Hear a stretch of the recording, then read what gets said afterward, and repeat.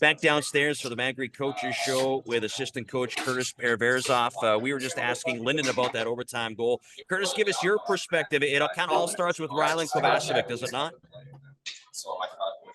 Yeah, I'll even go a step before that. I think just follow the plan with our D-men there. I think it was zip over to Schmidt. We go weak side north, and Lack does a good job getting the forecheck started. And then I thought Cove was in a great spot as F2 there.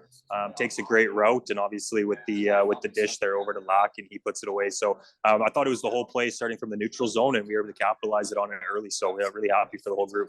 Is it fair to say Moose Jaw maybe not at their cleanest in this hockey game, but still found a way to battle back from two-goal deficits? Showed a lot of character here in game two.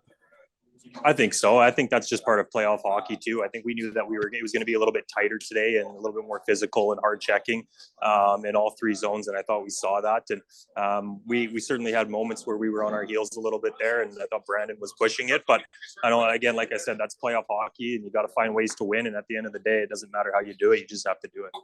Did you feel that Brandon changed anything strategy-wise, or they just upped the forecheck even a little bit harder? Yeah, I thought their forecheck was much stronger. We know that they're a fast transition team. I think we saw that with some of their odd man rushes and some goals against. They can make stuff happen off the rush. And I thought their forecheck, they started working hard and kind of like us too, putting pucks down below the dots and going to work there. And we were a little bit late checking and a little bit slow on that part of the game. But I thought we rebounded and we stayed with it. So we have to be happy with the way that game ended. I thought they made a real effort to make sure they finished all their checks on your skilled players, your defensemen. What can you guys as a coaching staff help your team do to make sure that they're not getting wore out as the series goes on?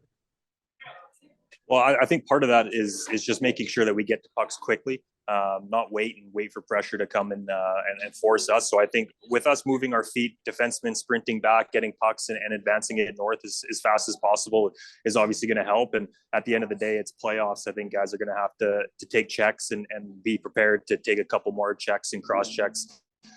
We saw that tonight. So it's part of the fun. It's playoff hockey. It hurts to win games in the postseason, but that to get a job done like that is exciting. You talked about the winning goal, about the job that Schmidt and Ziprick did. How about a comment on the young defenseman Schmidt? I thought he played a real heads-up, steady game. He didn't see a lot of ice time, but when he was out there, I thought he did a great job.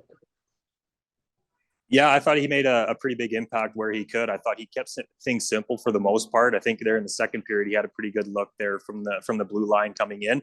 But really for him, it was just keeping things simple, simplify his game. Don't hang on to it for too long. You get the puck, we know where it has to go. And he did that on the game-winning goal. And so super happy for him to get in the lineup today and experience the postseason. And I thought he handled it really well. Magri Coaches Show with assistant coach Curtis Pereverzoff. Congratulations on the win. Good luck coming up next week for games 3 and 4 in Brandon. Awesome. Thank you, guys.